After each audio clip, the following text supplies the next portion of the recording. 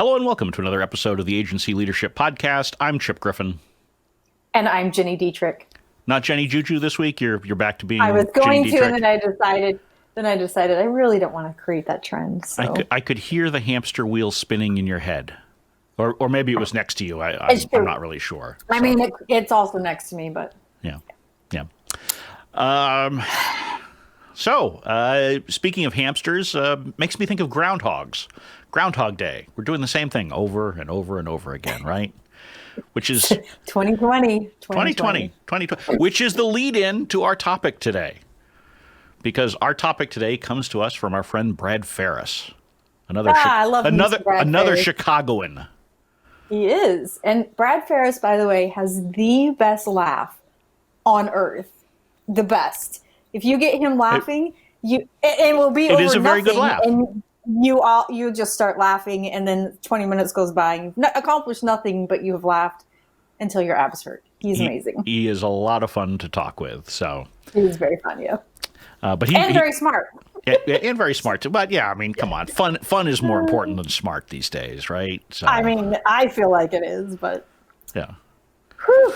In any case, so why don't you kick it off? Because this was your suggestion. We've both, I think, engaged with him on this topic because he wrote a blog post about it. But go ahead and kick it off. So I think maybe 2 or 3 weeks ago, you and I were joking about what happens on January 1st. Do we, like, 2020's over? Are we, everything's fine, everything, oh yeah. And so not in response to that was just you and I having a conversation, but clearly because he probably doesn't even listen to us. I mean, you know, I'm probably going to have to tag him so that he knows that we actually haven't even posted the podcast episode yet. Wow. Now that's pretty harsh. I'm pretty sure. It's 2 days in a row for me.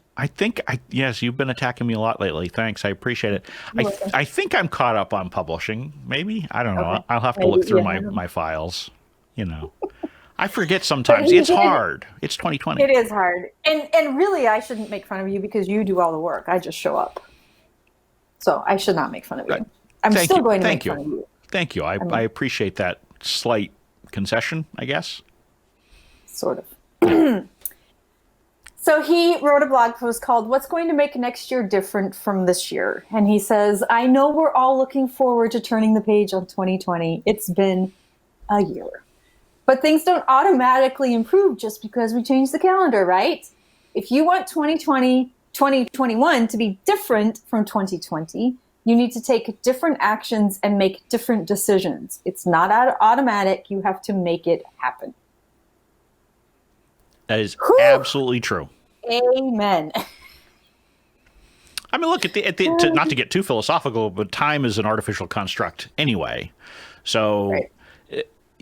You know, any time that you maybe you have a milestone birthday, or it becomes January 1st of a new year, or it's a new decade, none of these things actually have anything magical happening with it, right? I mean, you know, I remember at the end of the 1980s watching a special on TV about the 1980s, and now the 1980s are gone and we're into the 1990s. So what, right? I mean, now I sit there and I'll watch a movie from the early 90s and I'll be looking at it and I think, oh, that must be an 80s movie. And then I'll look it up and it turns out it's the 90s. Because guess what? There's nothing magic that happens when the calendar turns a page.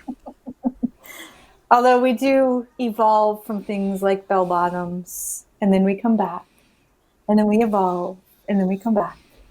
So you're right. True, but it has nothing to do with a magical time. Like I know, so the day I turned 40, nothing actually changed for me. Which was 25 years ago? Well, I mean, every time you've turned 29, I'm sure it has not been any different either. I always turn 35. Oh, 35. Yes. Why 35? Is that so you can be eligible to run for president? Is that the deal? Because that's for someone like me, that's the first thing I think of when someone says they're 35. I say, okay, you're eligible to run for president now. Yeah. I had never considered that, but yes, that is why. Because 25 for House, 30 for Senate, 35 for president. Just, you know, for anyone out there listening. I've never run for president, never, ever running for president. No? Come on. No. That would be the worst job on earth. No. Hey, I think it would be a fun job to have. It would not be a fun job to get. But anyway. That is way far afield Right. of the things that are likely for any of us or our listeners in 2021, unless Joe Biden happens to be listening, in which case, hi, Joe. He's not listening. No, he's not listening. He's No, not listening, no. I hope not. I think he's got more important fish to fry, as it were. Yeah, he does. So the agency leadership podcast. right. So right, because it's PR agencies, it's not government agencies. But anyway, so look, here's the thing. If you're looking at January 1 and saying, okay, it's 2021, we're finally out of this rotten year, and I think pretty much everybody agrees that 2020 rotten year.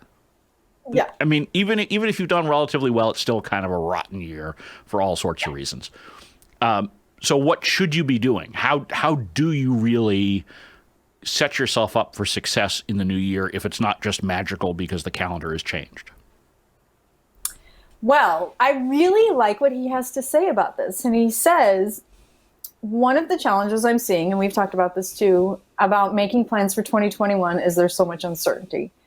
So instead of trying to find the one way to thread the needle and succeed, what if you looked for the many ways to fail? And he goes on to say, instead of asking the question, what should we do to be more successful next year? Start by asking, if I wanted to make sure we didn't make any money next year, what would we do? Yeah, I love the construct of turning things around, right? And instead of doing the normal exercise, and this applies to almost anything, right? So, anytime that you can look at the opposite position, it often helps you to think with more clarity. So if you're trying to, for example, to argue a position, learning how to argue the other side usually helps you out. So something like this, where instead of looking for the keys to success, look for the keys to failure, and that will help inform some of your decision making. Yeah, and I really like that. I think it makes you more creative too, because if you just think about it from the perspective of, you're not going to make any money, and let's just say that financially, from a personal perspective, you're fine. Your mortgage is going to be paid, your kids are going to be okay, like all that's fine. What would you do next year to allow you to have some success without the money implication? Would it be, I'm going to create some products, or I'm going to go back to school, or I'm going to invest in professional development for my team? Or what are the kinds of things that you would do without that piece of it, and be really creative from that perspective? Mm-hmm. Well, and look, the reality is that there is a tremendous amount of uncertainty always. Right. So, we sit here and say, oh, my God, there's so much uncertainty right now. The reality is every single year, every single month, whenever you're running a business, there's a lot of uncertainty. You just don't know. Sure. Your biggest client could be perfectly happy with you one day, and then something could happen to their business that they go away the next day. Yeah. So there's always the potential for this. You always need to be thinking, how do you set yourself up for success by being nimble, being creative, setting up a structure that gives you some resiliency. And the more of that you have in your processes, in your client base, in your thinking, the more likely you are to succeed no matter what the external conditions are. Absolutely. And, you think about this when you start a business or when you're helping a client with their planning, you say, okay, let's take away the structure, and let's take away even just when you're planning for the next year from a communications or marketing perspective. If we took away the budget constraints, we said, okay, let's not worry about, we only have $5,000 a month, or we only have $250,000 or whatever it happens to be. Let's just take that away, and let's think about all the things that we could do to create a really successful year, and then figure out how to implement it into the constraints that we do have. But take that away so that you can open your mind and be really creative, and then you can add in the constraints. Right. And I think one of the lessons that most people should be taking away from 2020 is that you need to be thinking about your business in terms of what you want from it. Yeah. What is your goal? Yes. And a lot of people, you start your agency and you sort of you kind of run on autopilot, and you do things because you think this is the way it's supposed to be done. This is the way it's always been done. This is the way I saw someone else do it. And Right. this is the time, if you haven't done so already, hit the pause button, take advantage of the fact that we're nearing the end of 2020, and so we may have a little bit of downtime here and there in pockets depending upon what your client base is like, and take that opportunity to think about what kind of business do you want to build? What do you want to be delivering the same kinds of services to the same kind of clients that you always have? Or do you want to make some adjustments? Do you want to have some additional lines of revenue, which obviously is something that you preach, Jenny, quite a lot for agency owners to be thinking about. What is it that you want? What do you want to get from it? And if you start thinking about 2021 and beyond in those terms, you're going to find probably that there are some things you want to change, and that should open up your horizons and expand your thinking so that you can come up with those new ideas. Absolutely. And I think that's such good advice. That's something I did earlier this year when everything fell apart. As I sat back and I thought, okay, what is it that I want out of this business? Because for so long, I've been running so hard and so fast for clients and for the industry and for my team that I wasn't happy. And so this allowed me, and I keep calling it the great pause from that perspective, but it allowed me to stop and think and say, okay, it's not going the way we anticipated. As we come out of it, what does the agency look like, and how can I start now to build that foundation? Mm-hmm. Yeah, and I've done the same thing as I've looked at my business over the last 7 or 8 months. I've had to look at it in terms of, my business before this was large projects on site with clients, a lot of larger agencies, those kinds of things. And coming out of this, I've thrown a lot of that out the window, to be honest with you. Obviously, not traveling, not doing on-site work. Right? So I've built out the studio that I have behind me, and I do almost all, not almost all, entirely remote work. But I expect to continue to do that even coming out of this. I'll probably travel some once we can, but I don't think I'll go back to the traveling every week like I had been prior to the great shutdown. But the other thing is, I've refocused the business to focus primarily on small agencies. And so, I've spent a lot of time trying to find out how can I serve a broader swath of people who need help running their businesses, but maybe can't afford my higher end consulting services. Right. So, so I'm doing the what I call the slow motion rebrand from Agency Leadership Advisors to the Small Agency Growth Alliance. It is truly slow motion. But hey, I'm a party of one right now, so it is. Yeah, but think about all the stuff you've added this year. You added the live streaming. You've added video. You've added a ton of stuff this year that you weren't doing at all. Yep. And it's been fun to watch. Just as you and I think that's the point here is what kinds of things can you look at doing that you've wanted to do or have been on the back burner or you just haven't made time to do. So instead of looking at next year and going, gosh, I have no idea how to plan for this because there's too many things up in the air. When are kids going to go back to school? Are kids going to go back to school? Are we always going to be in shutdown? When's the vaccine going to be available? There's too much uncertainty. So instead of focusing on that, focus on exactly what you've done and say, okay, what are the things I've always wanted to do? And let's figure out how to implement a plan to do that. Right.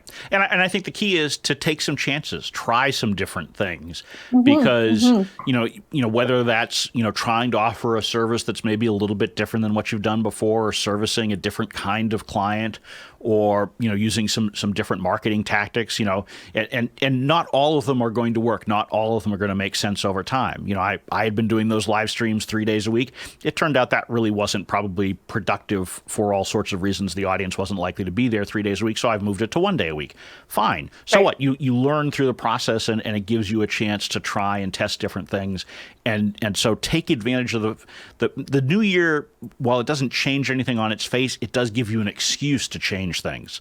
I often tell my clients, if they're thinking about, changing how they do contracts or pricing or those kinds of things, use the turning of the calendar as an excuse.